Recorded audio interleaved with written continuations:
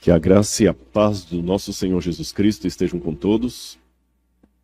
Eu estou muito feliz por nós estarmos sempre estudando aqui a palavra de Deus. E você que está acompanhando de casa, eu espero que você esteja gostando do conteúdo, esteja aprendendo da palavra santa de Deus e tendo a certeza de que se esse livro for verdadeiro, como eu acredito que é, as promessas que ele contém serão também verdadeiras e poderão alcançar você e sua família. Muito bem, meus queridos. Recapitulando o que nós vimos ontem, eu queria convidá-los a abrir agora a Bíblia em Apocalipse. Bom, primeiro Daniel, capítulo 7, versículo 25. Perdão. Primeiro vamos abrir em Daniel, capítulo 7, versículo 25. E nós lemos aqui uma das coisas que o anticristo faria nos últimos tempos. Vamos recapitular os símbolos do anticristo que nós visualizamos aqui. Para Daniel, capítulo 7, o anticristo é um chifre pequeno, que cresce. E tem uma boca que fala blasfêmias contra Deus. No Apocalipse, capítulo 13, o anticristo é uma besta, um animal, que também tem uma boca que profere blasfêmias. E esta besta, esse animal, vai se juntar com a igreja, fazendo um poder opressor. Na carta de João, esse ser é chamado de anticristo, que eu expliquei que é aquele que é contrário a Cristo e assume o lugar de Cristo. E Paulo fala que ele vem junto com a grande apostasia, que é a quebra de relacionamento com Deus e a revelação do iníquo, do filho da perdição. Vamos ler agora Daniel capítulo 7, versículo 25. Na minha tradução diz assim: Ele falará contra o Altíssimo, oprimirá os santos do Altíssimo e tentará mudar os tempos e a lei. Nós vimos ontem como é que os tempos e a lei foram mudados por Roma. Isso aqui já ficou claro. Agora no Apocalipse capítulo 13, vai dar um desenvolvimento maior sobre isso. Apocalipse, capítulo 13, vai falar sobre a marca da besta que será colocada sobre toda a humanidade. E Apocalipse, capítulo 13, versículo 15, diz assim: Ele foi concedido poder para dar vida à imagem da besta, para que também a imagem da besta falasse e fizesse morrer todos os que não adorassem a imagem da besta. A todos os pequenos e os grandes, os ricos e os pobres, os livres e os escravos, faz com que lhes seja dada certa marca na mão direita ou na testa, para que ninguém possa comprar ou vender, senão aquele que tem a marca ou o nome da besta, ou o número do seu nome. Aqui está a sabedoria. Aquele que tem entendimento, calcule o número da besta, pois é número de ser humano. Esse número é 666. Nós lemos ontem aqui que o diabo, esse anticristo, ele é uma paródia de Deus. O que é uma paródia? Uma imitação barata, uma imitação vulgar. E eu fiz até um paralelismo comparativo com vocês aqui. Um falsificador de marcas, ele vai fazer uma bolsa da Louis Vuitton igualzinho à verdadeira, mas não da mesma qualidade. Ele vai usar material de segunda categoria, mas o bordado, o slogan, o símbolo ali é o mesmo da Louis Vuitton. Se você não tocar numa nem noutra, de longe, até um especialista não sabe dizer qual que é a Louis Vuitton, qual que é a falsificada. Mas quando você toca, você vê que o material não é o mesmo. É assim que o diabo faz com Deus, meus queridos.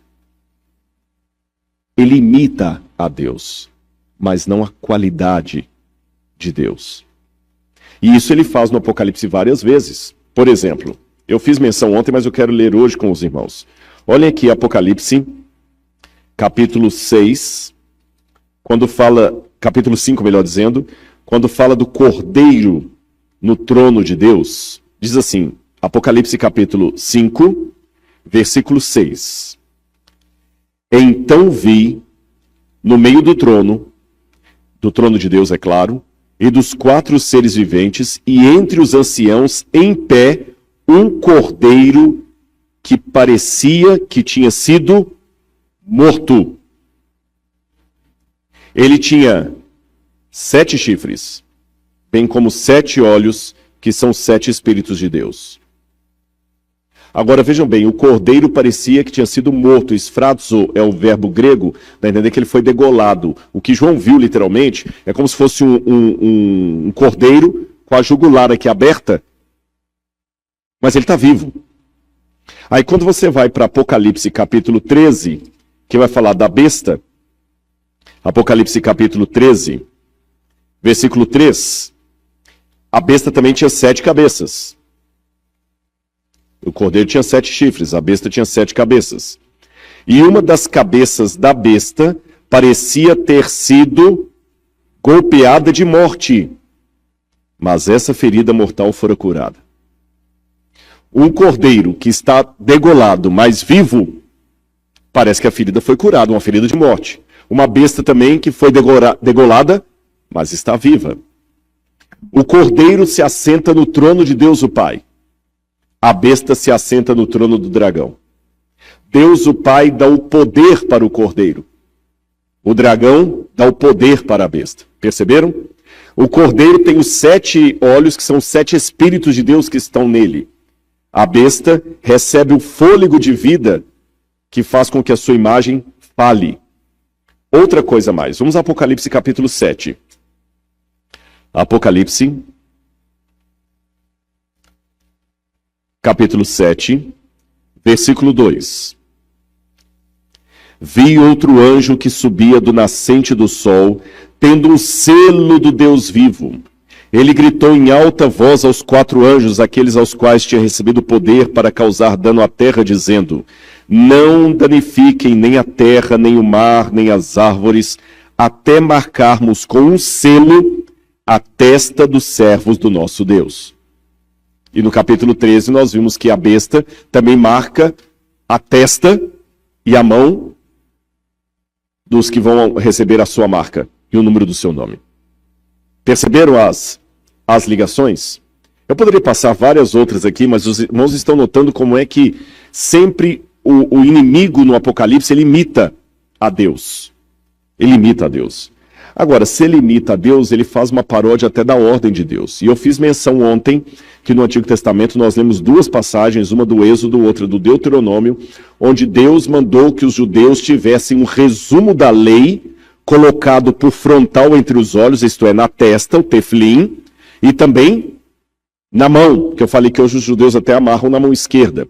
E mostrei essa foto aí de um menino israelense, judeu, ali no Muro das Lamentações em Jerusalém. É muito comum, os que já viajaram comigo para Israel já viram isso lá, no Muro das Lamentações. Vocês lembram, a gente viu lá os judeus fazendo oração com um quipá na cabeça e uma caixinha preta na testa e uma tira de couro no braço aqui também, com uma outra caixinha preta aqui. Ele vai fazendo oração segurando aquilo. Por quê? Ele está cumprindo o pacto com Deus de ter a lei na testa e na mão. Aí chega o anticristo e também coloca a sua marca na testa e na mão. E por que na testa e na mão? A testa é o símbolo dos pensamentos, da razão, e a mão é o trabalho. Tá certo? Amar a Deus de todo o coração, de toda a tua mente, e de todo o teu entendimento, e de toda a tua força. Força, mente, coração. Agora, o que significa esta marca da besta que é colocada aqui? Nós podemos falar de várias coisas que seriam a marca da besta. Tem gente que pensa, como eu falei com vocês, que a marca da besta seria a vacina. Nessa polaridade de vacina, tem alguns teóricos da conspiração dizendo que a vacina é a picada da serpente. Eu não estou aqui entrando no mérito da questão se você deve tomar vacina ou não deve tomar vacina. Mas uma coisa eu estou afirmando, vacina não é a marca da besta. Entendeu? Não estou aqui, né, pastor? Não estamos aqui falando se deve tomar, se não deve tomar. Isso eu prefiro deixar para um médico, para um especialista falar. Mas uma coisa é fato. Isso aqui, como teólogo, posso dizer. Vacina não é marca da besta. E quem já corre para ver a marca da besta em qualquer coqueluche que aparece, qualquer frenesi que aparece, agora a marca da besta vai ser a vacina. No passado, a marca da besta era o código de barras. Tinha gente que estava se recusando a comprar coisa com código de barras, porque o código de barras era a marca da besta. Eu lembro que uma vez eu fui a uma igreja e tinha alguém lá defendendo que o código de barras era a marca da besta, que ia controlar todo mundo. E alguns até mostravam uma foto do código de barras que traziam 666. Aí eu expliquei para os irmãos, falei, meus queridos, o número da besta não é 666, é 666. 666 não é o 6 3 vezes repetido. É um múltiplo de 6. E por que aqui no Apocalipse fala que o número da besta é um múltiplo de 6? Vamos deixar a Bíblia falar. Abra a Bíblia comigo em Daniel, capítulo 3. Daniel, quem conhece a história de Daniel sabe que episódio é esse. Onde o rei Nabucodonosor mandou erguer uma imagem e obrigou que todos na Babilônia adorassem a sua imagem. E no capítulo 3, versículo 1, fala das dimensões da imagem que Nabucodonosor ergueu. Daniel capítulo 3, versículo 1.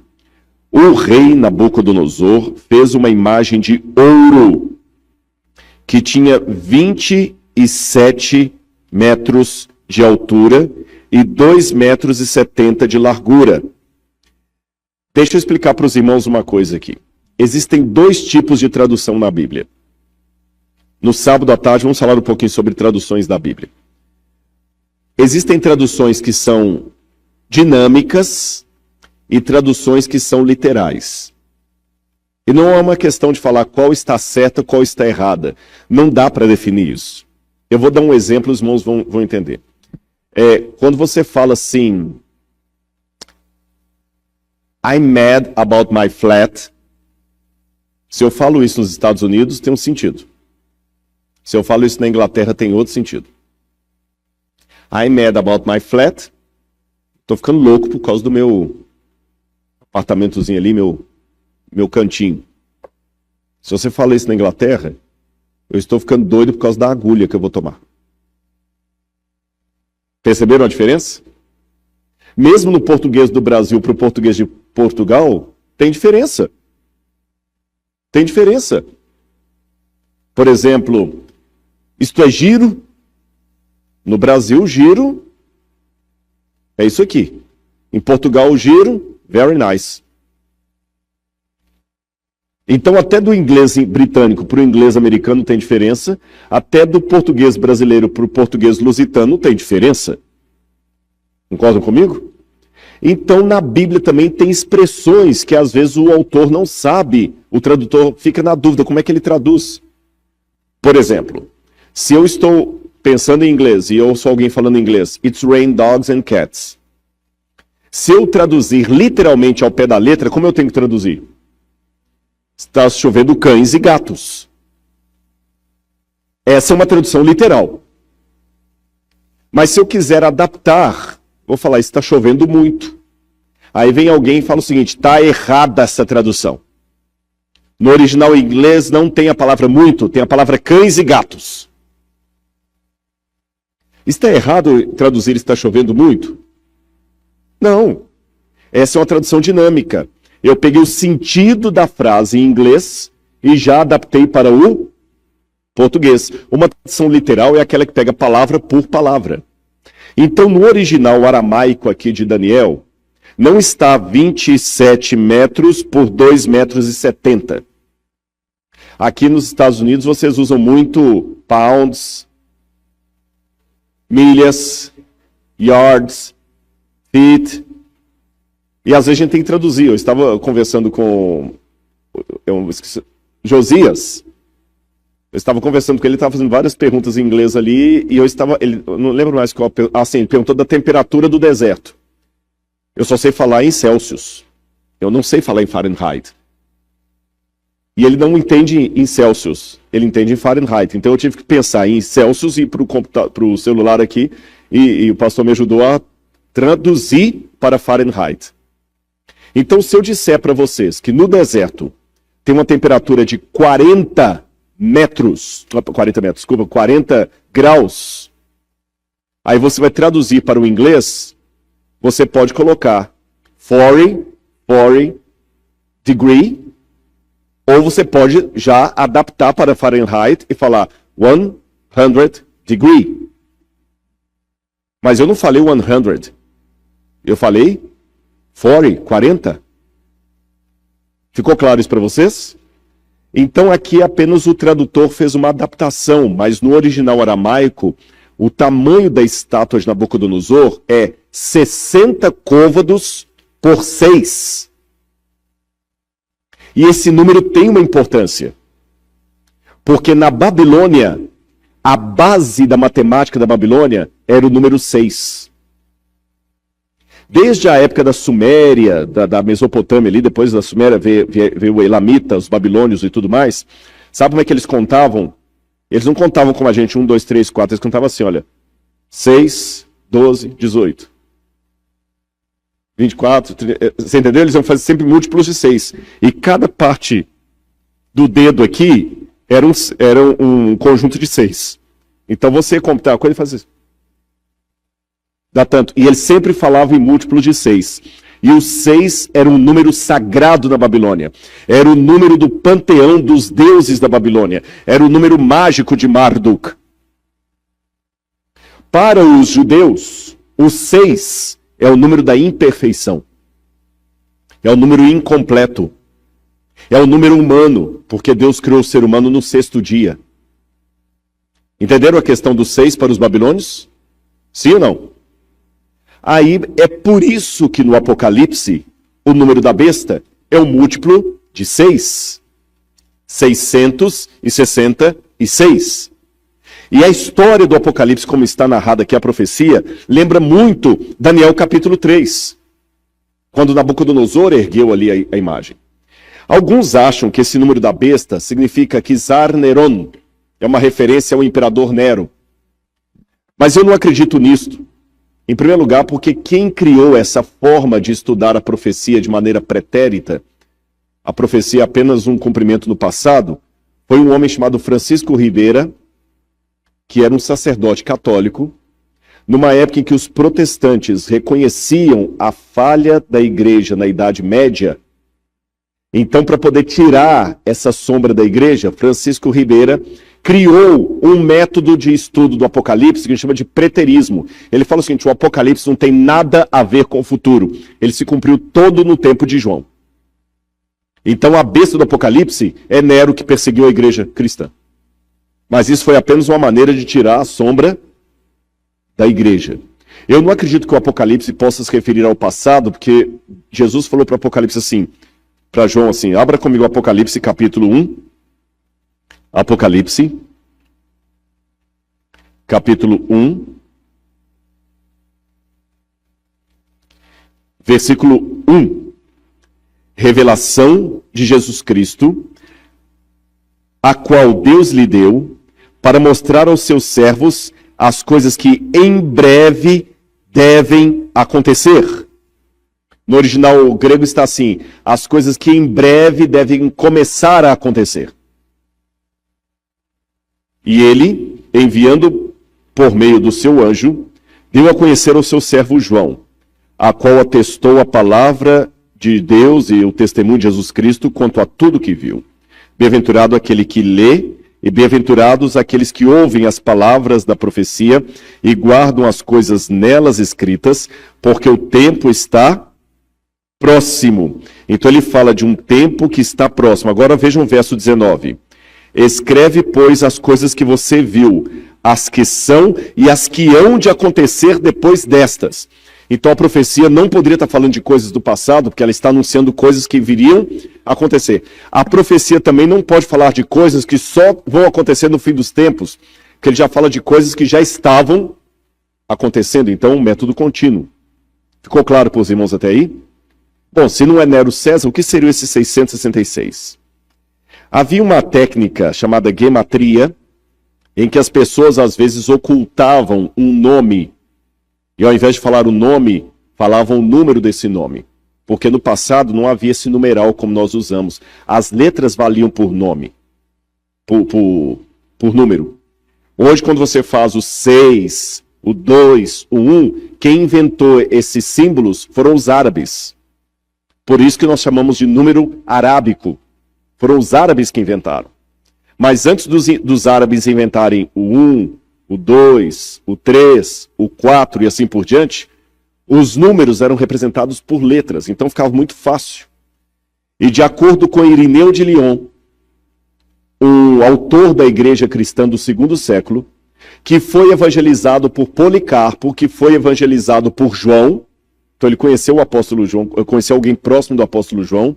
Irineu falava que naquele tempo os cristãos entendiam que 666 referia-se ao nome lateinos, que é a forma de falar em grego do nome Roma, reino de latim, dos latinos, Roma, e que era alguma coisa referida a Roma. Outro detalhe importante. Do que o Apocalipse 13 está falando que vai virar o número da besta? Como eu falei, alguns já falaram de código de barras, de vacina. O que afinal de contas, é o número da besta?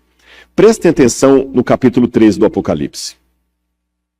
Contra o que estará essa guerra do anticristo? A primeira passagem que eu quero ler com os irmãos é a passagem que está no capítulo 12, Evangelho de João, Apocalipse de João, capítulo 12, capítulo 11, versículo 19. Achei aqui. Apocalipse capítulo 11, versículo 19. Lembra da visão que eu falei ontem da mulher que era perseguida pelo dragão e tudo mais? Olha o que abre essa visão. Achou na sua Bíblia? Então leiam comigo. Então abriu-se o santuário de Deus que se acha onde? No céu. E o que foi visto no santuário? A Arca da Aliança. No seu santuário. E sobrevieram relâmpagos, vozes, trovões, terremotos e forte chuva de granizo. Deixa eu fazer uma pergunta para vocês. Quando no Antigo Testamento de uma só vez sobrevieram relâmpagos, vozes, trovões e forte chuva de granizo? Não teve a chuva de granizo, mas teve trovões, relâmpagos, vozes nos 10 mandamentos, no Sinai. Quando Deus falou no Sinai, o monte fumegava e vinham trovões, a mesma cena do Sinai. Segunda pergunta que eu faço para a igreja. O que é a Arca da Aliança? É a Arca de Noé? Não é um barco, então. O que é a Arca da Aliança? Era uma caixa. E o que guardava dentro dessa caixa? A vara de Arão, tá certo? A vara de Arão florida, um pouco do maná. E tinha mais uma coisa importante. As tábuas dos 10 mandamentos. E uma coisa que me chama atenção em Êxodo capítulo 25, é que quando Deus mandou Moisés fazer o tabernáculo, o santuário, Deus falou o seguinte: Moisés, faça o santuário de acordo com o modelo que eu vou te mostrar. Então Moisés fez, e o livro de Hebreus fala isso, que o santuário da terra era uma cópia do santuário celestial. Então a Arca da Aliança que estava aqui era uma cópia da Arca verdadeira de Deus que está no santuário celestial. E o que João viu no Apocalipse? A Arca de Deus, onde? No céu.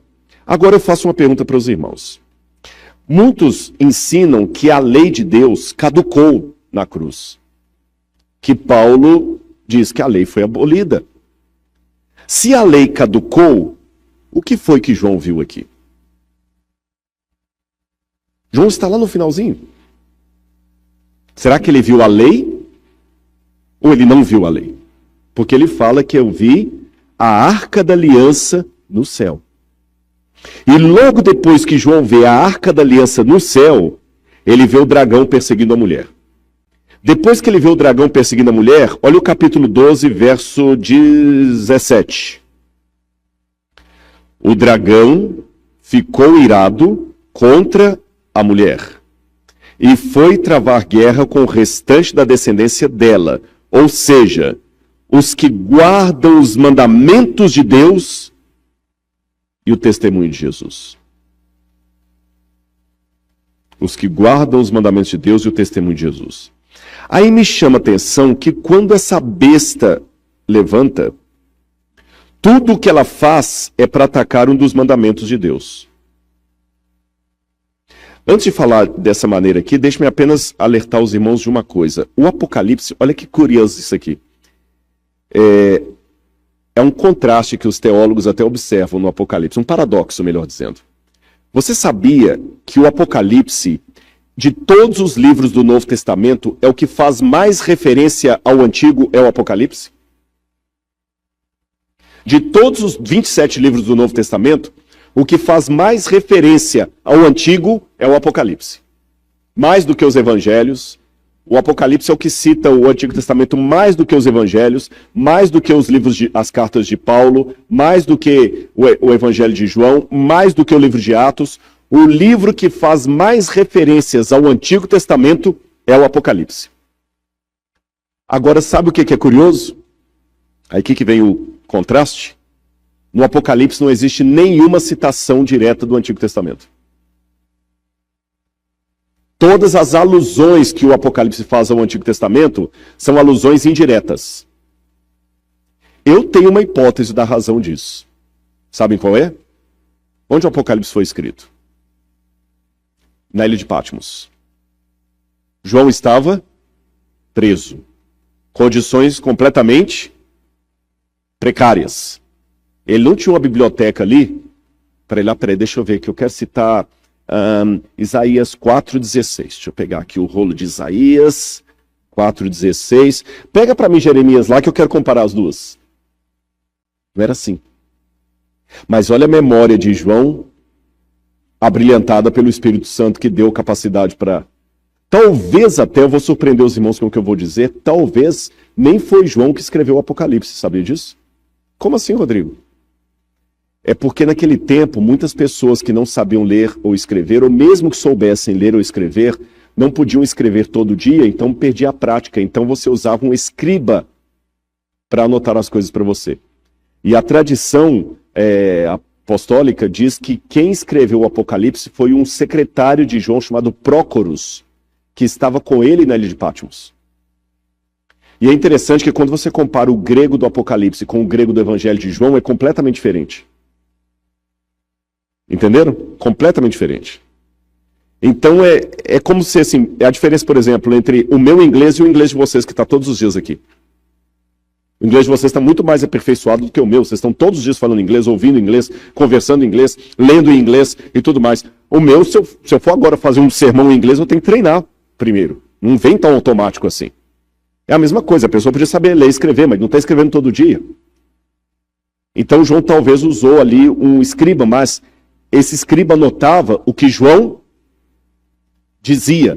E o Espírito Santo tomava João de tal maneira que João se lembrava das passagens do Antigo Testamento e ia citando, mas em forma de paráfrase. Então você encontra as alusões ao Antigo Testamento assim, de maneira indireta. Vocês compreendem? De maneira indireta. Igual, por exemplo, os animais de Daniel capítulo 7 aparecem aqui no capítulo 13, na besta. E os 10 mandamentos estão citados também aqui no capítulo 13 de maneira indireta. Como ele cita todo o Antigo Testamento, quer ver? Por exemplo, olha o que a besta faz. O capítulo 13, versículo 1, final. Diz que sobre as cabeças da besta tinha nomes de quê? Blasfêmia. Isso me lembra o quê? Onde é que estava escrito que não devemos blasfemar? Nos mandamentos de Deus. Concordam comigo? É nos mandamentos de Deus. Outra coisa aqui. Diz que o verso 4. E adoraram o dragão porque deu sua autoridade à besta. Também adoraram a besta, dizendo, quem é semelhante à besta? Quem pode lutar com ela? Onde na Bíblia está dizendo que não podemos adorar ídolos? Não terás outros deuses diante de mim. Aí, na continuidade, diz que a segunda besta faz uma imagem para a primeira. Quer ver aqui, olha, capítulo 13,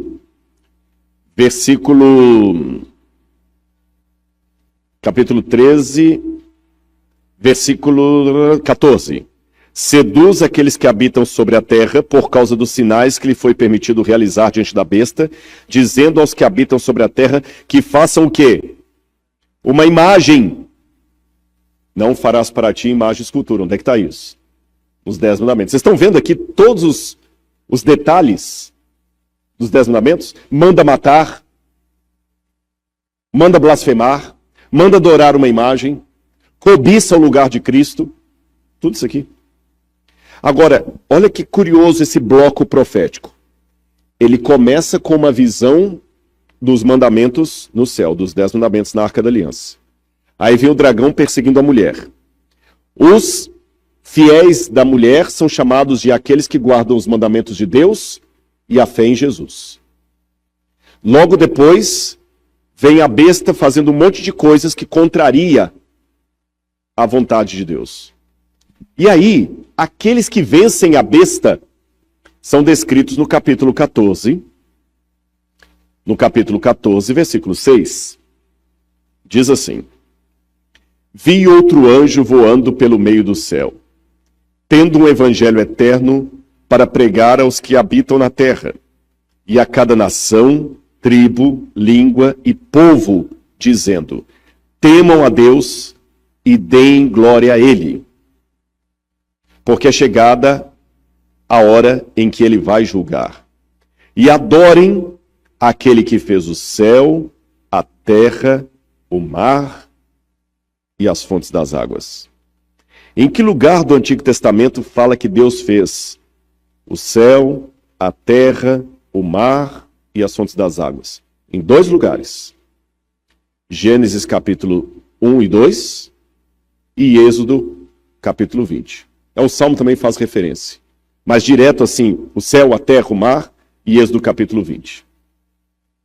Onde fala para guardar o sábado como lembrança de que Deus fez o céu, a terra e tudo mais. E tem uma coisa que me chama a atenção, irmãos. Eu não sei como é aqui nos Estados Unidos, como é em Cabo Verde. Mas no Brasil, geralmente, os documentos, quando você assina um contrato com alguém, eu fiz uma firma com você, no final, você tem que fazer em cada folha um visto, e no final você tem que assinar e reconhecer firma. Você vai num cartório e ele bate um carimbo provando que aquela assinatura é sua mesma. Essa assinatura geralmente vem no final do contrato. Na época do Antigo Oriente Médio, sabe como é que eram os contratos entre um rei superior e um rei inferior? Ele começava geralmente assim. Eu tenho vários paralelos para mostrar para vocês, por exemplo, entre os hititas. Faziam assim. Eu vou fazer o Eric, por exemplo. Vamos supor que eu sou o rei superior. O Eric é o rei vassalo. Aí, os contratos que a gente encontra na arqueologia trazem assim. Ó Eric, eu sou o rei Rodrigo, que ajudei o seu país quando você estava sendo atacado pelo seu inimigo. Eu emprestei o meu exército para você e defendi você. E agora então faço com você um acordo, uma aliança. Você não deverá fazer isso, você não deverá me atacar, você deverá me pagar imposto, você deve fazer isso. Eu dou uma série de cláusulas para ele. E no final, as cláusulas são complementadas com uma refeição. Agora, sabem o que acontece no meio das cláusulas? Eu digo quem eu sou como autoridade. Eu ponho o meu selo.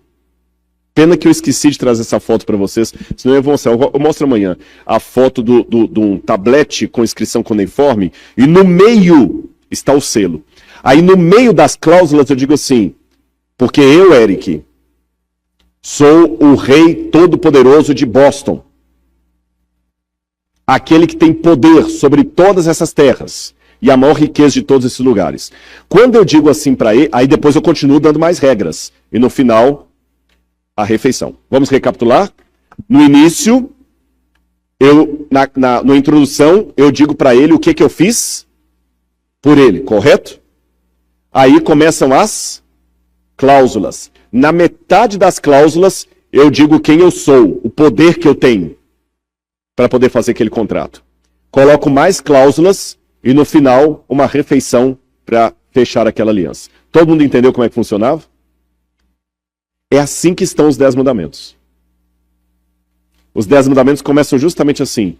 Eu sou o Senhor teu Deus, que te tirei do Egito, da casa da servidão. Olha o que eu fiz por você. Aí começam as cláusulas. Vamos lá, Êxodo capítulo 20. É bom falar e ler no texto bíblico, às vezes a gente fala de cor e não pega tudo. Olha aqui. Estas são as palavras que o Senhor Deus falou. Aí o 20, perdão, podem achar primeiro.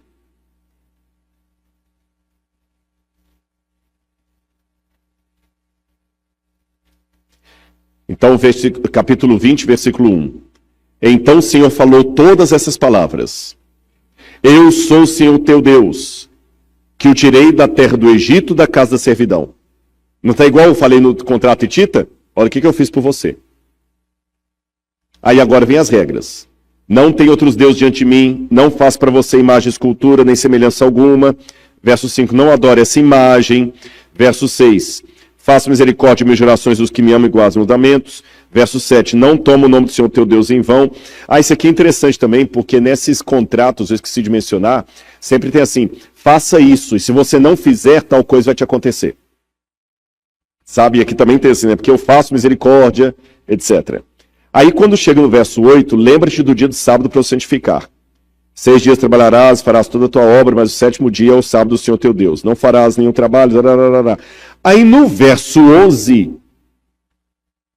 o texto interrompe as regras para colocar o selo. Quem é que está falando aquilo? Porque em 6 dias fez o Senhor os céus, a terra, o mar e tudo que neles há, e ao 7º dia descansou. Por isso o Senhor abençoou o dia de sábado e santificou. Aí começam as regras de novo. Honra teu pai e tua mãe, etc, etc. Não mate, não adultere, não furte, não dê falso testemunho, etc, etc. Vocês viram, no coração dos mandamentos está o selo, aquele que diz quem Deus é. E aí, nesse mesmo emblema, repete-se em Apocalipse capítulo 14, quando fala que eles têm o selo de Deus. É interessante essa palavra selo em hebraico, essa palavra selo, a marca de Deus. Apocalipse 14, versículo 1. Olhei e eis o Cordeiro em pé sobre o monte Sião, e com ele estavam 144 mil que tinham escrito na testa o nome do Cordeiro e o nome de seu pai. Aí no verso 6 fala do Evangelho eterno, que é pregado a todo mundo, dizendo, temam a Deus e deem glória a Ele, pois é chegada a hora que Ele vai julgar. E adorem aquele que fez o céu, a terra, o mar e as fontes das águas. Está justamente aqui. Agora, irmãos, eu quero deixar uma coisa bem clara, que eu falei ontem e quero repetir hoje. Você está querendo dizer, Rodrigo, então, que você é mais santo do que os que não guardam o sábado? De jeito nenhum. Não é o sábado que salva? Tá, então, por que você está falando isso? Porque é assim que eu vejo na Bíblia, eu não posso ser incoerente com a minha consciência. Tá. Então, e quem não guarda o sábado hoje? Está perdido? Não. Não posso dizer isso. E quem guarda o sábado está salvo? Não, também não posso dizer isso. A mim compete saber da minha vida. Entenderam? Não sou eu que posso julgar ninguém. Não sou eu que posso me sentir superior a ninguém. Eu sei que tem maneiras erradas de guardar o sábado. Uma delas, eu falei ontem, é guardar por legalismo. Aí alguém pode falar, tá, mas então como é que esse negócio, o sábado hoje em dia é tão complicado hoje, como é que se guarda? Eu vou explicar aos irmãos como. Eu vou falar do jeito errado e do jeito certo. O jeito errado. Havia uma família de adventistas que guardavam o sábado. E no sábado não podia fazer nada. Aí o menininho falava assim, papai, que legal, você está em casa hoje, não pode... Vamos brincar? Não, hoje não podemos brincar. Por quê? Hoje é sábado. Aí a mãe, para ajudar as crianças a entender, falou assim, hoje é o dia feliz.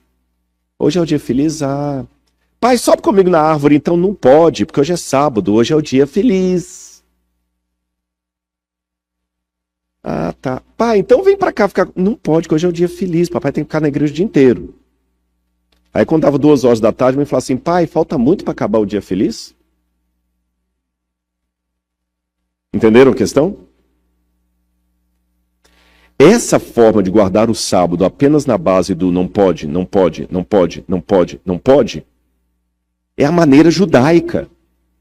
É a maneira farisaica. É a maneira que não agrada a Deus.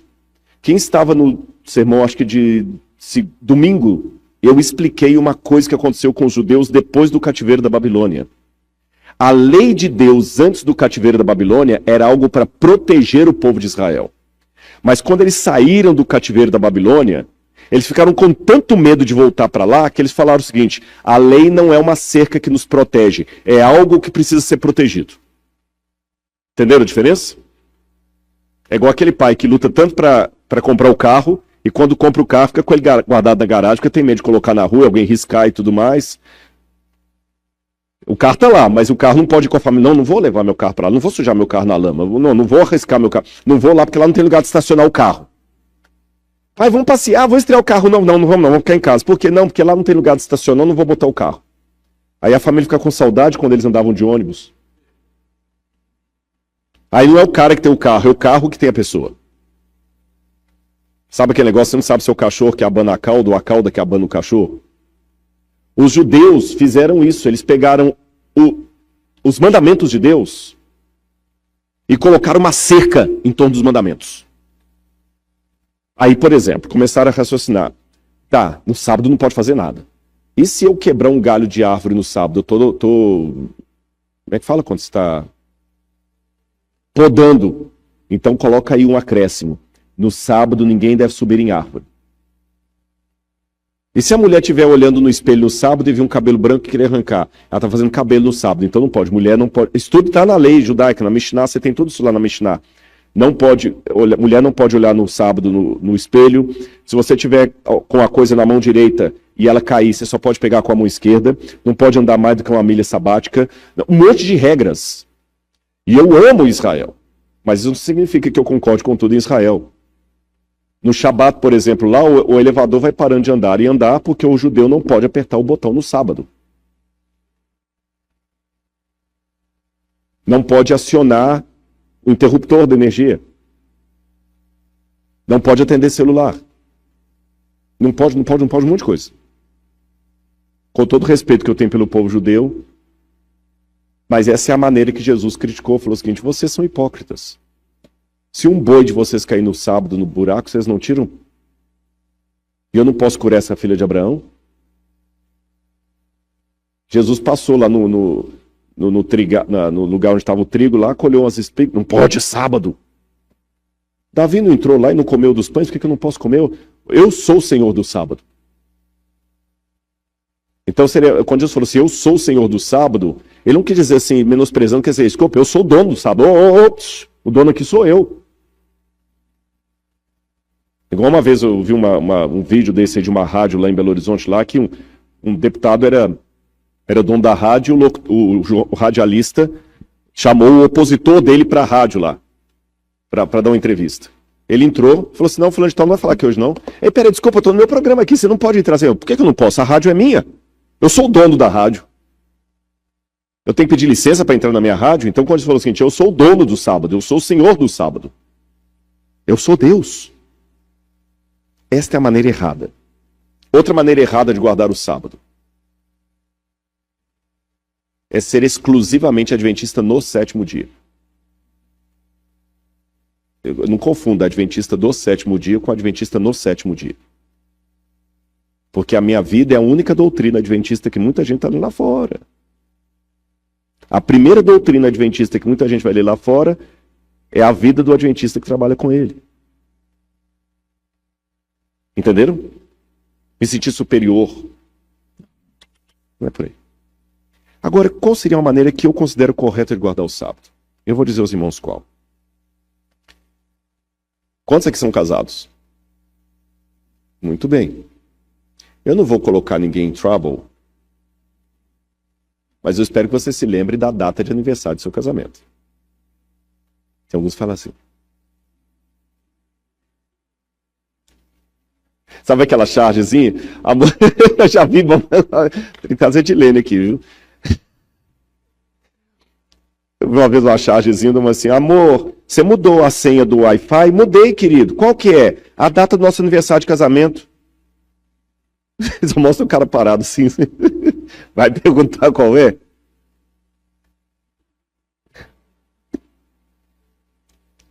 Eu pergunto a vocês. Eu não jogo bola. Mas se eu jogasse bola, Deus não me deu esse dom. Acho que quando eu distribuí os dons ali, o jogo de futebol estava fora. É pecado, é errado num casamento um homem jogar bola? Não é errado. Meu amor, eu vou jogar bola com meus colegas. Tudo bem, meu querido. Ele não está traindo. Agora, no dia do aniversário do casamento, ela acordou, preparou um café da manhã todo gostoso. Ele pega a chuteira, passa na mesa, pega uma torrada. Amor, vou sair para jogar bola com meus amigos. É certo? É certo? Mas vocês não acabaram de falar que não tem problema o homem jogar bola no casamento? Ah, não no dia do... Por que só a mulher que respondeu isso? Os homens ficaram calados agora.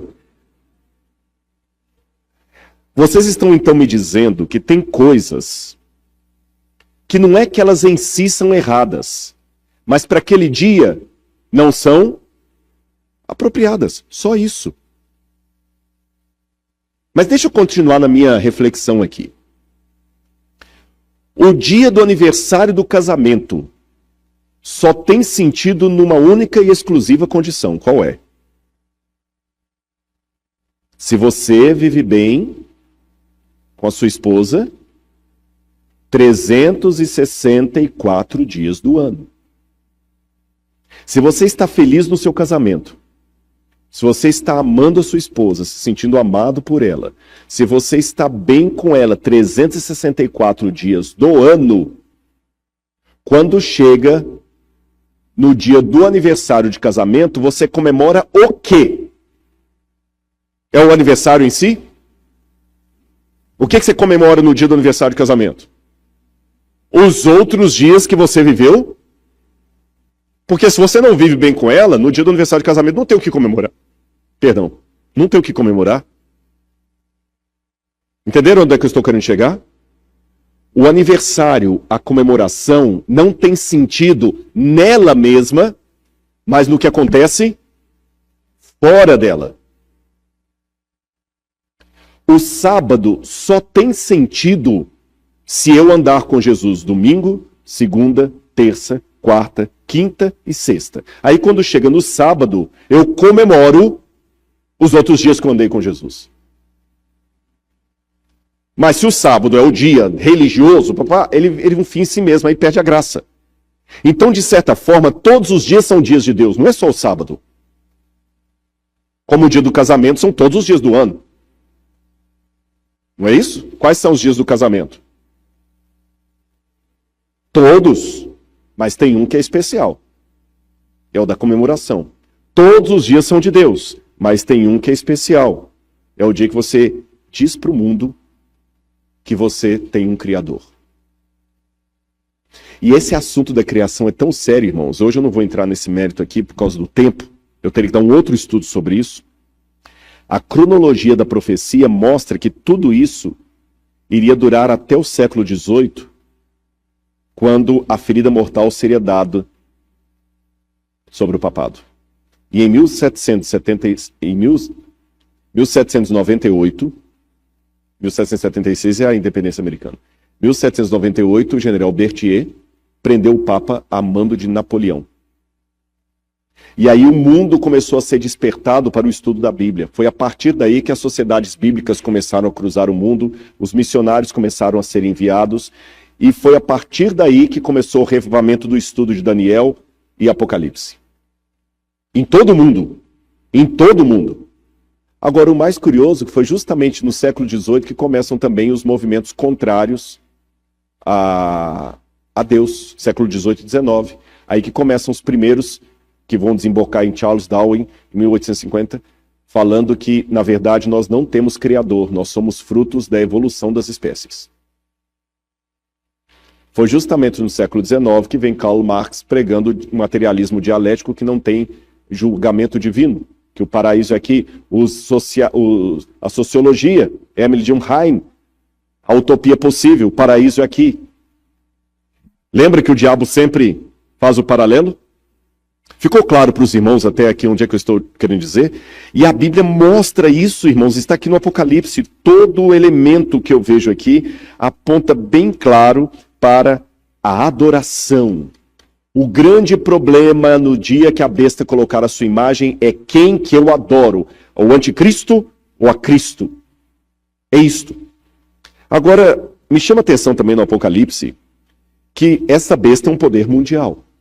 Porque fala que todos, exceto o fiel povo de Deus, todos receberão a marca da besta. Exceto aqueles que forem fiéis. Mas será que isso é possível hoje? Eu sei que hoje nós vivemos numa situação, deixa eu mostrar só algumas imagens para vocês, que muita gente coloca isso aí, olha. De 1898 até 2030, quem domina o mundo são os Estados Unidos da América. Mas de 2030 até uma data que ninguém sabe, quem dominará o mundo será a China. Esta será a nova superpotência. Só que eu não vejo espaço para a China na profecia. Eu vejo espaço para Roma. E os Estados Unidos também. Mas para a China, não. Mas, Rodrigo, mas está errado. Tudo está indicando que é a China. Deixa eu contar para vocês uma coisa. Esse cavaleiro que está aí, ele foi uma figura interessante, porque ele lutou no exército de Hitler, mas nunca deu um tiro. Franz Hazel, pai do Gerhard Hazel, que foi um grande teólogo falecido, e o seu filho, Michael Hazel, que é um arqueólogo muito famoso lá do Tennessee.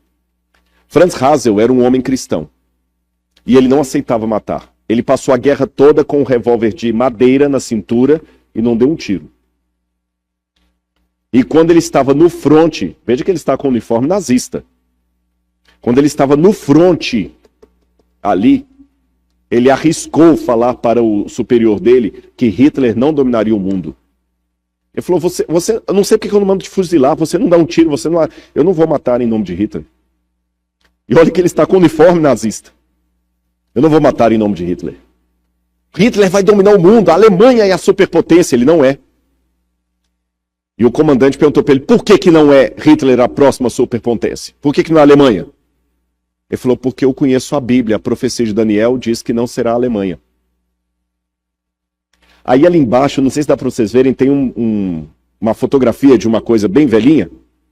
Aquilo ali foi o rascunho que ele abriu a Bíblia no livro de Daniel, capítulo 2 e capítulo 7, e começou a mostrar a estátua de Daniel e os animais de Daniel. Ele falou assim, olha, Daniel falou que primeiro vinha a Babilônia, depois a Medo-Pérsia, depois a Grécia, depois Roma, e Roma se tornaria um reino dividido. E quando Roma se tornasse um reino dividido, aí a pedra que vai bater sobre esse reino dividido é a volta de Jesus.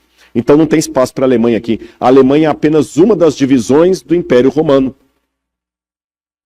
Na época todo mundo riu da cara dele. Mas o fato é que hoje a Alemanha nem exército tem, você sabe, né?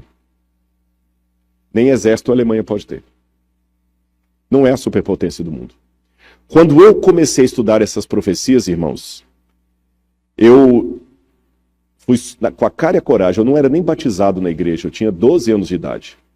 Eu fui lá no colégio onde eu estudava, e eu ia estudar à noite, no ano seguinte eu ia estudar à noite. E eu cheguei para o diretor, que era um homem ateu, comunista, e falei com ele, professor, eu não quero vir sexta-feira à noite porque eu vou entrar para a igreja adventista, eu vou guardar o sábado e tudo mais. E ele riu assim na minha cara. Sábado? O que é isso? É porque está na Bíblia. E, gente, imagina, um menino de 12 anos de idade. Como é que é isso? Eu falei, não, porque vai ter um decreto, eu tenho que guardar o sábado. Nossa, eu vomitei um monte de coisa nele lá. Ele deu uma risada. Falou assim, nunca vai acontecer. Quem domina o mundo hoje é a União Soviética. É a União Soviética e Estados Unidos, a União Soviética vai tomar o poder. Aí eu virei para ele e falei assim, olha, professor, eu não sei como, mas a União Soviética vai cair. Ele deu uma gargalhada, falou assim, eu vou te liberar só porque você é um rapazinho muito audacioso, mas isso é bobagem. A União Soviética existe hoje? Então, irmãos, eu não sei como será o futuro, mas eu sei que a China não vai dominar o mundo. Porque a profecia não diz que é a China. Agora, o que nós podemos fazer? Antes de falar desse livro aí para os irmãos, deixe-me colocar uma diferença entre o que eu vou apresentar aqui e as teorias da conspiração. Eu falei ontem, mas peço licença aos irmãos para repetir isso, porque é muito sério. Você sabia que extremismo é um lado da verdade que ficou louco? Heresia é a mesma coisa. Heresia é um lado da verdade que ficou louco. Por exemplo, há alguns textos da Bíblia que falam que Jesus é Deus. Mas eu posso enfatizar tanto a divindade de Jesus que eu nego a encarnação, que ele se tornou homem. Há textos na Bíblia que falam que Jesus era homem, verdadeiramente homem. Eu posso enfatizar tanto esses textos que eu nego que ele era Deus. Há textos na Bíblia que falam que nós somos salvos pela fé mediante a graça. Eu posso enfatizar tanto a graça que eu nego as obras. Há textos que falam das obras. Eu posso enfatizar tanto as obras que eu nego a graça. Então, heresia é um lado da verdade que ficou louco. A teoria da conspiração é a mesma coisa. Cuidado com a teoria da conspiração. E eu vou dar algumas dicas para vocês aqui para perceberem um teórico da conspiração. E quando você perceber, nem dê bola. Teórico da conspiração geralmente cria alarde em cima de nenhuma fundamentação teórica. Você fala assim, qual a prova do que você está falando? As provas que ele mostra não são provas documentais de livros sérios. Ele mostra recorte de jornal, revista, ou então alguém que ouviu alguém. É sempre assim. Ele nunca mostra o dado. Todo teórico da conspiração geralmente é assim. Ele vai fazer uma palestra para você e fala o seguinte, não, porque existem jesuítas infiltrados na igreja. Existe jesuíta? Existe. Como é que você sabe? Como é que você prova isso? Não, porque alguém que ouviu alguém que tinha um primo que era padre, uma vez confessou para ele que tinha jesuíta na igreja. Sabe aquelas histórias que acontecem sempre à distância, com ninguém... Não, porque uma vez um pastor estava vendendo um livro na colportagem, ele bateu na casa de um padre, e o padre falou com ele, rapaz, cuidado que nós temos muitos jesuítas infiltrados na igreja. Quem que é esse pastor? Quem que é esse padre? Não tem como averiguar. Vocês entenderam o que eu estou querendo dizer? Não tem como averiguar, é igual a história de disco voador. É alguém que estava uma vez no Kansas e viu uma luz no céu, não tem como verificar. Irmãos, fé não é crendice. A fé é um arrazoado. Então cuidado com essas informações de não tem, por que você sabe que tem? Não, porque aos Illuminatis, não, porque tem 6 famílias que dominam o mundo. E como é que você sabe? Não, porque elas têm um selo secreto que está lá. Mas é secreto, como é que você sabe? Não, porque tem alguém que falou de alguém, que falou de alguém, que falou de alguém, que falou de alguém, que falou de alguém, que conheceu alguém que trabalhou para aquela casa. É o fulano de tal que o pai dele era iniciado. Geralmente, teórico da conspiração, você descobre pelas provas do que ele está dando. É sempre blá, blá, blá. Ele conta uma história de um pastor que uma vez estava expulsando um demônio, aí o demônio pegou e falou assim, olha, você sabia que o disco do Roberto Carlos é meu, é do capeta. Aí, irmãos, então, olha, não escutem Roberto Carlos porque é do capeta. Porque o pastor uma vez expulsou o demônio de uma menina que o demônio falou que Roberto Carlos é do capeta. Eu acho que eu tenho que ser assim, diz o Senhor, é bíblico. Tá certo? E fora da Bíblia, fundamental, que está de acordo com a Bíblia, é mais coisa que tem uma fundamentação teórica. Uma coisa razoável. Segunda característica de um teórico da conspiração. Ele é bom em tudo. Ele na segunda-feira, se for chamado aqui, ele dá uma palestra sobre economia mundial. Na terça-feira ele dá uma palestra sobre os computadores, como eles vão dominar o mundo. Na terça-feira ele fala de música. Ele não sabe nem onde é que está o dó central, mas ele dá uma palestra inteira sobre música. Na quarta-feira, ele vai falar sobre alimentação. Ele vai falar o que você tem que comer, o que você não tem que comer. Ele é o doutor aqui, ele é o médico. Ele fala de tudo. Ele traz raiz para isso aqui, ele fala que isso aqui que causa aquilo, tudo. Quer dizer, o camarada é bom em tudo, irmãos. Eu não estou falando por arrogância, não, é por honra e glória de Deus. Eu tive o prazer, o privilégio de fazer 2 doutorados e um pós-doutorado. Mas não é falsa humildade, com toda sinceridade. Eu tenho outros 2 doutores ali que podem confirmar o que eu estou falando. Se tem uma coisa que um curso de doutorado lhe ensina, é o tanto de coisa que você não sabe. Às vezes a pessoa, você pode vir aqui na palestra. Não, nesse assunto eu não falo, porque eu não sei.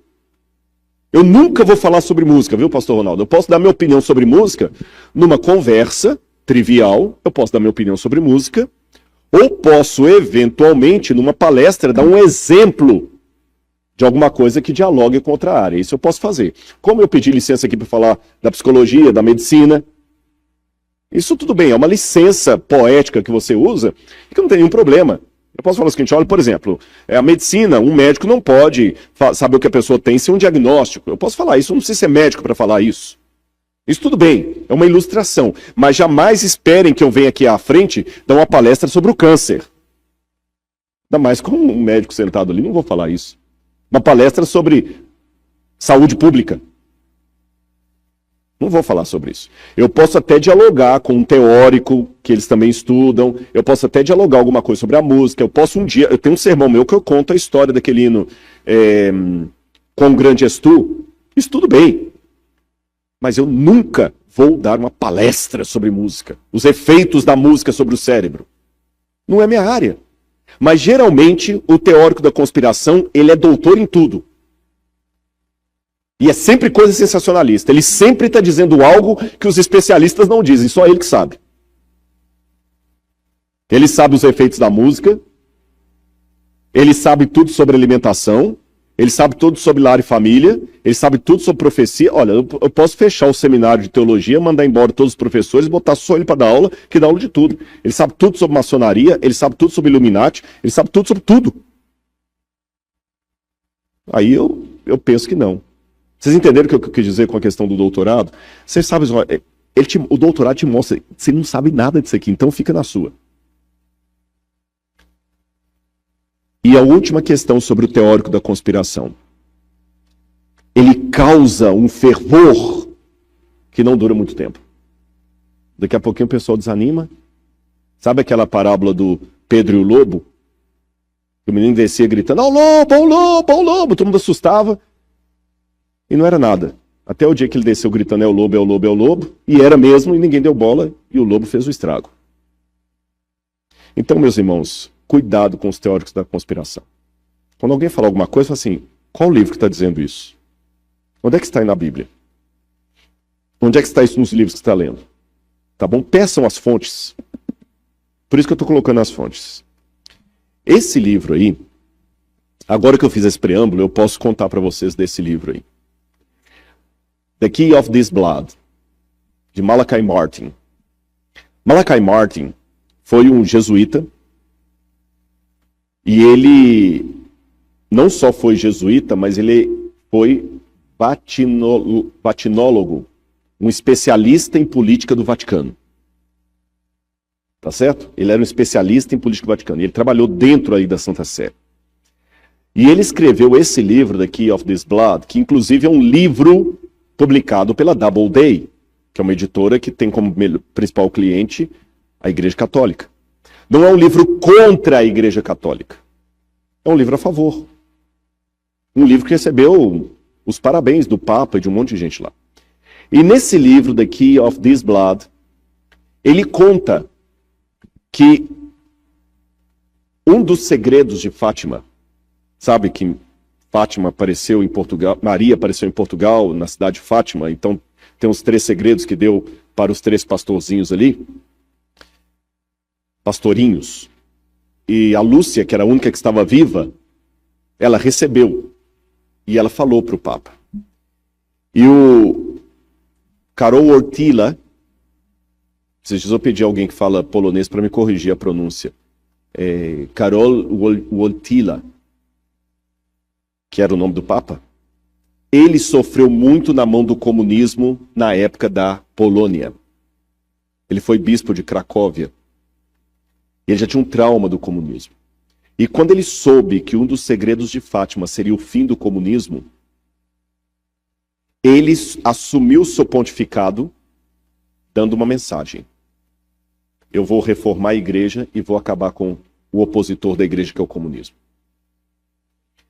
E quando o Papa João Paulo II assumiu, ele escolheu como título João Paulo II para dar o indicativo que ele ia continuar o pontificado de Albino Luciani, que era João Paulo I, que alguns pensam até que foi morto. Que ele ficou 3 meses no poder. E a primeira coisa que João Paulo II fez, a estratégia dele foi brilhante. O que era o papado até João Paulo II? O Papa era apenas um homem que ficava preso dentro do Vaticano. Porque quando em 1929, Benito Mussolini, com o Tratado de Latrão, devolveu para a igreja a Santa Sé, a exarca de Ravenna, que é o Vaticano, o Papa se tornou uma espécie de prisioneiro do Vaticano. Ele quase não saía dali. João Paulo II começou a andar pelo mundo. E a estratégia dele foi muito interessante. Ele foi ao Brasil. Ele arrebatou multidões em 1980. Eu vi pessoalmente João Paulo II. Eu me lembro como eu fiquei emocionado na época. E ele passava e ele tinha uma inteligência tremenda, um jeito manso de falar. Ele decorava frases e um pouquinho daquela língua ali, porque pelo menos o latim, o italiano, o polonês, o inglês e o alemão eles falavam. Então daí já fica fácil você pegar o espanhol, etc.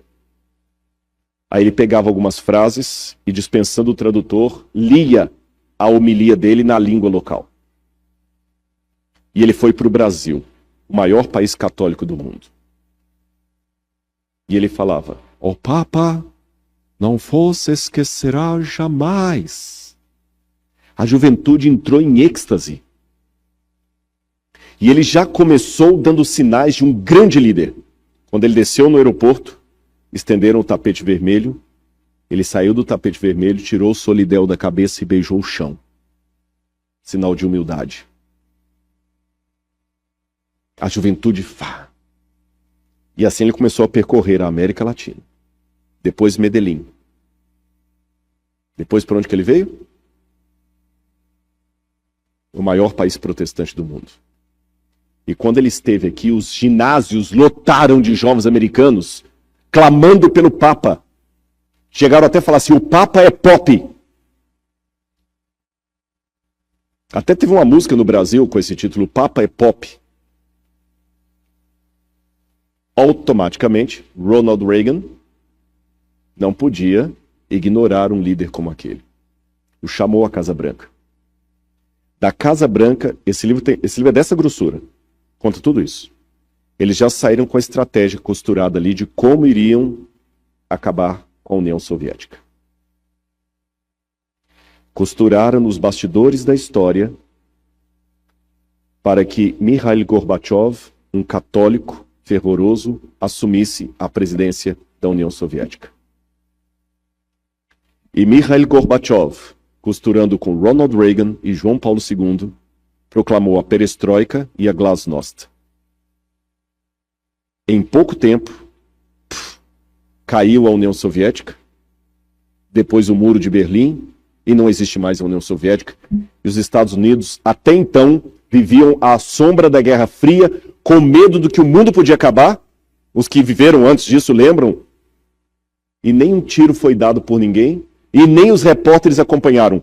Tudo pelos bastidores. E o Malachi Martin diz que muitas pessoas se enganam pelo silêncio do Vaticano, achando que o catolicismo é um poder ultrapassado. Não é. Há mais coisas para o futuro. Vejam, eu falei algo que por um primeiro momento pode parecer teoria da conspiração, mas eu estou dando a fonte. E esse livro não é o único não, é apenas um, mas é uma bibliografia. Não é um livro só, não. Como mineiro, eu digo assim, as pesquisas que eu faço são um queijo de várias vacas. Não tem assim, qual que é o livro que você lê para poder... Não tem um livro, são vários. São 1000 páginas de leitura para 10 minutos de palestra. Mais recentemente, Zygmunt Bauman, um dos maiores teóricos do século XXI, que morreu recentemente, que criou o conceito de sociedade líquida, e ateu, e comunista, ateu e comunista. Ele tinha um, não era bem comunista, mas ele tinha uma simpatia pelo comunismo, uma simpatia. Zygmunt Bauman disse o seguinte: o Papa Francisco é a minha esperança. Porque Zygmunt Bauman percebeu o seguinte: o mundo hoje, por que ele chama de sociedade líquida? O mundo não tem mais firmeza, não tem consistência. O que é o líquido? O líquido está aqui, ó. Enquanto está dentro dessa garrafa, ele está nesse formato. Se eu tirar dessa garrafa e colocar num copo, ele assume o formato do copo. Se eu tirar do copo e colocar num prato, ele assume o formato do prato. Mas se eu quebrar o prato, o líquido derrama, ele não tem consistência. O mundo hoje não tem consistência, a família não tem consistência, os filhos não têm, o mundo está perdido. Só que Bauman está chegando à conclusão que ele não tem solução para o mundo, mas quando ele teve um encontro com o Papa Francisco, ele falou: esse homem. E eu vou dar mais um resumo para vocês. Esse sujeito aqui também, ele é interessante. Jeremiah Lant. Jeremiah Lant, ele é autor do livro The Parting Instinct, A Cultural History of Humanity's Search for Meaning. Ele fala da padronização, e esse livro ele fez uma análise sociológica sobre o coronavírus. E ele colocou o seguinte: o coronavírus significa o fim da era neoliberal. Qual é o próximo? O coronavírus é um cadinho político derretendo e remodelando as normas atuais. A nova era será uma fortaleza da Terra, ou um prenúncio de uma sociedade transformada em base a um novo conjunto de valores. Em 2017, mais de 15 mil cientistas de 184 países emitiram um aviso sinistro para a humanidade de que o tempo está se esgotando. Eu fui atrás dos artigos científicos disso, que ele cita. Que o tempo está esgotando. Logo será tarde demais, escreveram eles, para mudar o curso da nossa trajetória fracassada. Então, inclusive tem o artigo científico que foi publicado, porque eu falei, não é só ler o livro, eu fui atrás das fontes que ele usa. E o Bioscience tem os artigos lá, olha, esse publicado na Bioscience, World Scientists Warning the Humanity a Second Notice. Os cientistas estão alertando o mundo. E não pense que é só questão ecológica. Eu vou resumir, porque o meu horário já está acabando. Sabe o que está acontecendo no mundo hoje? Imaginem uma casa com várias crianças. Ah, eu esqueci de mencionar uma coisa, gente. Até eu vi ele tirando foto ali, foi bom para isso. Não, mas o que eu falei, você me ajudou aqui agora. Há vários dias que eu estou ensaiando dizer para vocês que eu vou deixar os PowerPoints da semana todos salvos no computador da igreja, e quem quiser pode pegar lá, tá bom? Traga só um pendrive, eu não sei se o pastor tem que mandar por e-mail, ele é pesado, não sei se vai por e-mail. Mas se alguém trouxer um pendrive, eu posso dar todos os slides para vocês, viu? Obrigado, pode tirar foto à vontade também, não estou recriminando não. Mas é que às vezes, puxa, ele passou o slide, eu queria tomar aquele versículo aqui, aquela passagem ali, aí vocês tragam um pendrive, era para ter dito isso desde anteontem, eu esqueci, agora que eu vi ele tirando foto, eu lembrei disso, tá bom? Eu não tenho ciúme de PowerPoint não, tem gente que não gosta, mas para mim não. Posso dar à vontade, clique nos links lá, etc. Lembrando, é claro, que eu só estou dando aqui uma pinceladinha das bibliografias. Mas continuando o que eu estava dizendo, imagine por um instante uma casa cheia de objetos cortantes, objetos inflamáveis, pontiagudos e 5 crianças hiperativas dentro dessa casa, sem nenhum adulto para colocar a ordem no cenário. Já imaginou a tragédia? Sangue para todo lado. Pois essa parábola que eu acabei de criar aqui agora, isso é uma parábola. É a maneira mais didática que eu encontro para explicar para vocês, à base de tudo que eu tenho lido dos acadêmicos, qual é o futuro, qual é o estado atual do mundo. Leiam também esse livro do Yuval Harari, 21 lições para o século XXI.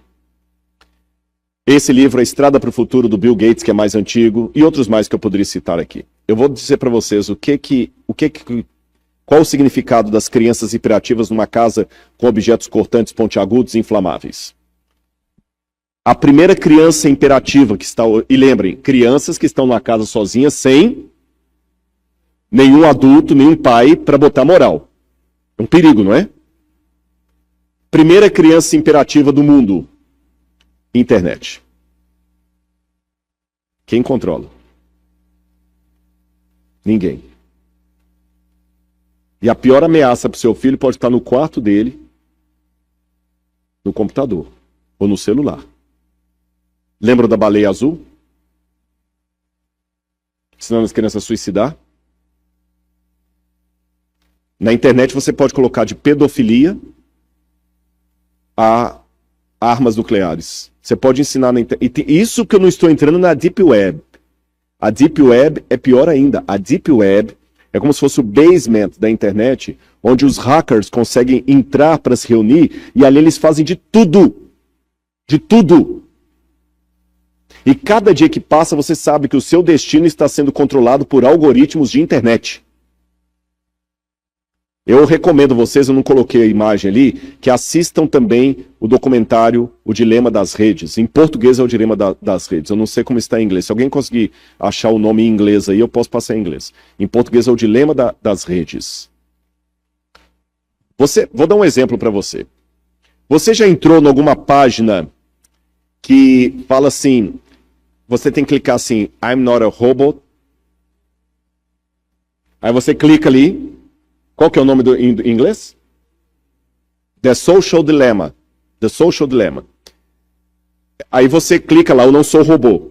Aí logo em seguida, ele aparece em 6 quadros.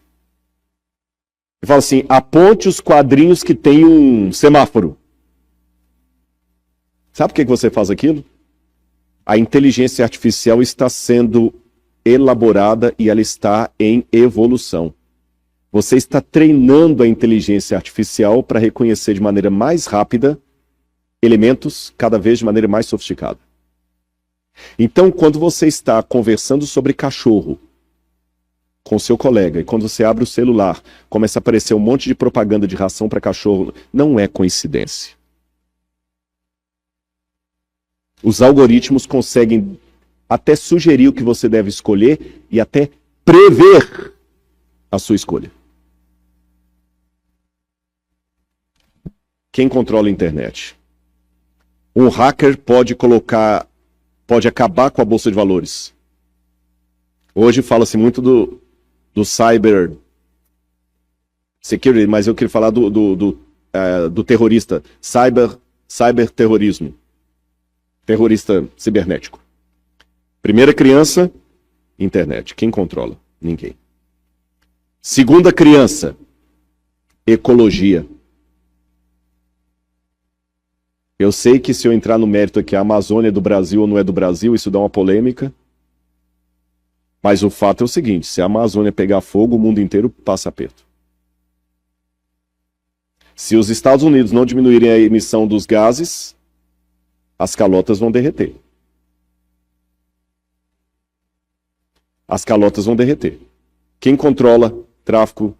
Quem controla os crimes ecológicos? Ninguém.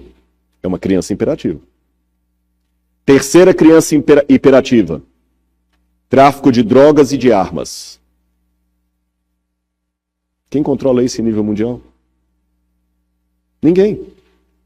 Apesar do FBI, apesar de todo o sistema de segurança, as drogas entram aqui à vontade, armas entram, saem, os traficantes estão armados no Rio de Janeiro com metralhadores israelenses, não sabe como, o exército não tem aquela arma, mas o traficante tem. Lá na Colômbia, o guerrilheiro tem. Quem controla o tráfico de drogas e de armas? Quarto, quem controla a Bolsa de Valores? Bolsa de Valores é apenas uma maneira inteligente, simpática de falar de especulação. Ninguém tem o dinheiro. Por isso que os economistas estão vendo que, em pouco tempo, a economia do mundo vai quebrar. Por isso que eles estão sinalizando criptomoedas, moedas que não são mais baseadas no lastro do ouro, do Tesouro Nacional, porque ninguém controla. Uma declaração de um ministro faz cair a Bolsa de Valores, faz o dólar aumentar no Brasil ou diminuir. Um vírus como esse aí, e pode ter certeza, boa parte da crise econômica que o mundo mergulhou por causa do Covid não foi uma crise real, foi uma crise especulativa. Vai faltar trigo. Todo mundo entrou em desespero. Começa a estocar, corre para o mercado. Quem controla? Se cair a Bolsa de Valores em Tóquio, você nunca foi lá, mas você pode perder o seu emprego aqui porque caiu a Bolsa de Valores de Tóquio. Vocês notaram essas crianças que estão soltas no mundo? O que é que nós precisamos? Esqueça a profecia por um pouquinho. Vou até fechar a Bíblia. O que é que nós precisamos para controlar essas crianças? Um adulto com moral. Em outras palavras, o mundo precisa de um governo único. Não é uma questão que eu acho ou deixei de achar. Tem que ter. Entenderam? É uma questão do médico que falou o seguinte, olha, sua coluna esfarelou. Eu não estou perguntando se você quer ou não quer ser operado, você tem que ser operado. E agora? A veia do coração entupiu. Não estou perguntando se você quer ou não quer. Tem. Não é a sua opinião que estou perguntando, estou te dando informação. É apenas saber quando e quem vai assumir. Tem que ter um governo único. Uma vez que eu falei isso na internet, alguém falou assim, Rodrigo é globalista. Não, não sou. Eu estou apenas admitindo uma realidade. E esse governo único vai ter que fazer a magia de manter a soberania nacional de cada país conjugada ao interesse global. Porque nós não podemos nos dar ao luxo mais de ser brasileiros, americanos, chineses ou ingleses. Porque o que cada país faz afeta o mundo inteiro. Então precisamos de leis universais, governo mundial, para controlar bolsa de valores, para você não ser ameaçado por causa da declaração de um ministro lá atrás, para controlar a alta dos preços ou a baixa dos preços, alguém que consiga controlar a internet de tal maneira que você não tenha problema com um camarada com um site lá em Taiwan, mandando pornografia para sua filha em Washington. Alguém que consiga falar com o governo, pare com as emissões de gás e o governo tem que obedecer. E a ONU não... Esqueça a ONU nunca fez esse papel, a ONU é apenas um emblema, uma figurinha, a ONU não tem moral para nada. Tanto é que a ONU não conseguiu resolver nenhum problema dos palestinos com os israelenses. Então o que estão se costurando agora? Assim como na época que Malachi Martin falou, estavam buscando um governo mundial, perdão, a queda do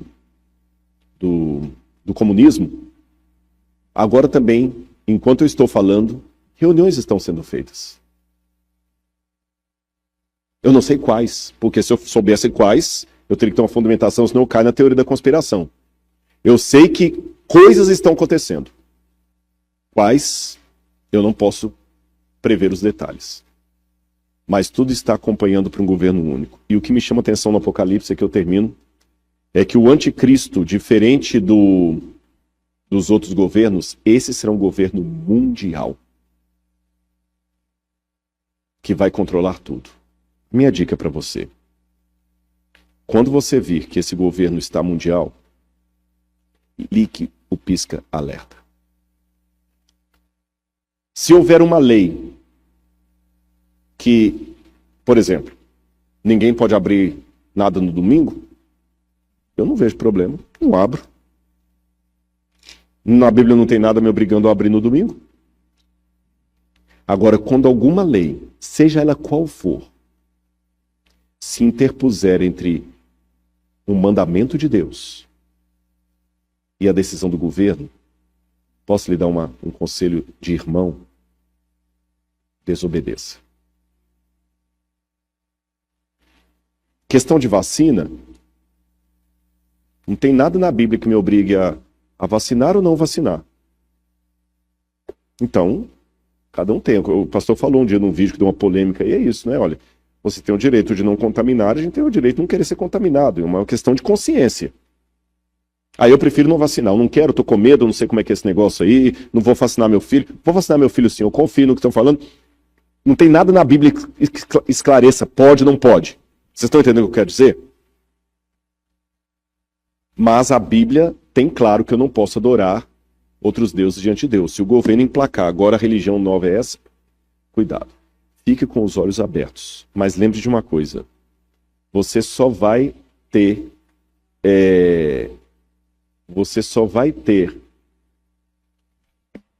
condição de sobreviver nesse último tempo se hoje você andar com Jesus.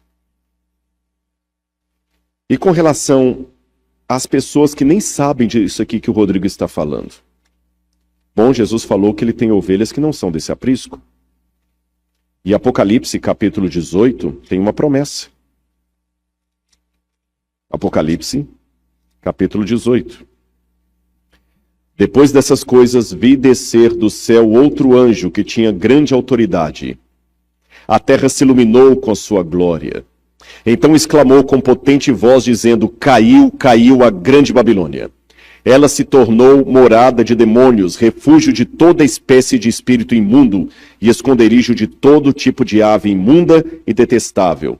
Pois todas as nações beberam do vinho do furor da sua prostituta. Com ela se prostituíram os reis da terra, também os mercadores da terra enriqueceram à custa de sua luxúria. Ouvi outra voz do céu dizendo: Saiam dela, povo meu, para que não sejam cúmplices dos seus pecados e para que os seus flagelos não caiam sobre vocês. Saiam dela, povo meu. Quem falou isso? Deus. Então Deus tem povo em Babilônia. Um povo fiel, que está lá às vezes porque não conhece. No mundo muçulmano, tem povo de Deus lá. No mundo dos ateus, tem povo de Deus lá. O problema é que o meu preconceito religioso às vezes não deixa Jesus mostrar que ele tinha pessoas fiéis como Naamã, que era sírio e voltou ainda prostrando diante da imagem do ídolo. Ele é meu. Como Ruth, que era moabita, como a mulher sírio-fenícia, que era pagã, como aquele centurião romano que adorava deuses e acendia incenso ao imperador. Jesus de ambos falou: nunca vi uma fé como essa em Israel. Então não permita que a sua convicção religiosa se torne uma soberba para se achar melhor do que os outros por causa da sua teologia. O povo de Deus ainda está em Babilônia. Compete a você estudar a Bíblia, pregar a mensagem e ficar firme no Senhor. Aqui está a perseverança dos santos, os que guardam os mandamentos de Deus e a fé em Jesus. E eu termino o sermão de hoje com essa imagem, e eu vou pedir ao pastor Ronaldo que venha cantar para nós aqui, porque esse quadro, irmãos, lembra que eu contei para vocês que, rapidamente, que a minha mãe tinha uma Bíblia e ela queimou a Bíblia? Quando eu era criança, depois daquele sonho que eu tive com a volta de Jesus, eu achei debaixo da televisão da minha casa uma Bíblia velha. E dentro da Bíblia tinha um folheto de capa alaranjada, escrito assim: urgente. Eu já estava aprendendo a ler nessa época. E eu ficava lendo dentro do folheto, tinha essa imagem, essa foto. E estava escrito assim: olhe bem para essa imagem. Observe os detalhes. É Cristo voltando como ele prometeu. Agora você já está preparado. E tem uma decisão a tomar. Colocar-se neutro é colocar-se em oposição. Cristo vem, prepare-te. Irmãos, eu ficava namorando essa imagem. Pode tocar, bonito. Eu ficava namorando essa imagem como um adolescente apaixonado pela primeira vez. Olha os detalhes. Hoje a gente nem desenha mais assim, essas roupas nem são as roupas que usamos mais hoje. Mas eu ficava vendo os anjos, o detalhe do carro capotado. Estou olhando aqui agora, parece até que eu estou de novo, com 8 anos de idade, 9 anos, por aí. Eu abri aquela Bíblia, nem tinha vontade de ler porque não tinha desenho. Aí eu me lembro que um dia o meu pai falou: o que você quer de presente de aniversário? Eu falei: pai, eu quero uma Bíblia. Mas eu quero uma Bíblia com ilustração. Aí ele me deu: você tem certeza que é isso? Não vou te dar outra coisa. Aí ele me deu uma Bíblia igual a essa aqui. Não é exatamente igual a essa, mas com ilustração como essa grande aqui. E eu ficava vendo as fotos. E também olhava para o folheto. Ah, meus queridos, eu vou dizer para vocês do fundo do meu coração, você pode até discordar de algumas coisas que eu falei, mas não duvido da minha sinceridade. O que eu mais quero é ver aquele dia.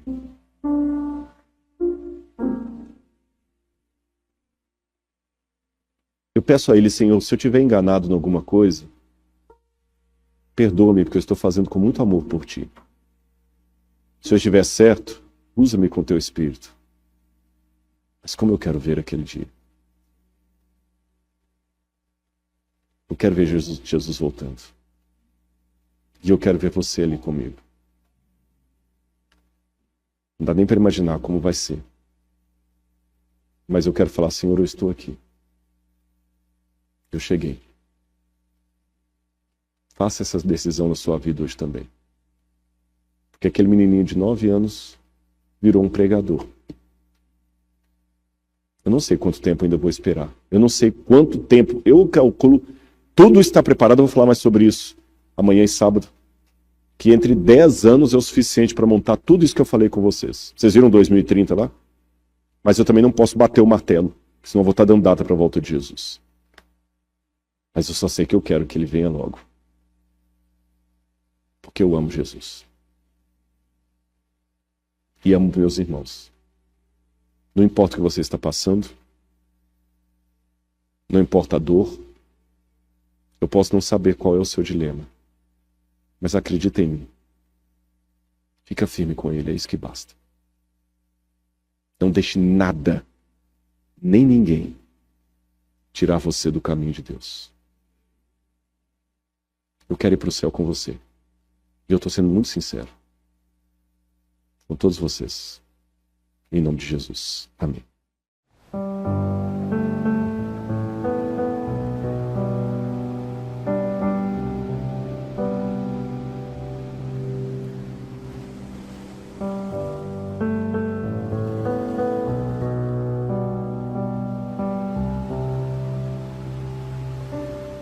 Esteja com você. Um abraço e até amanhã.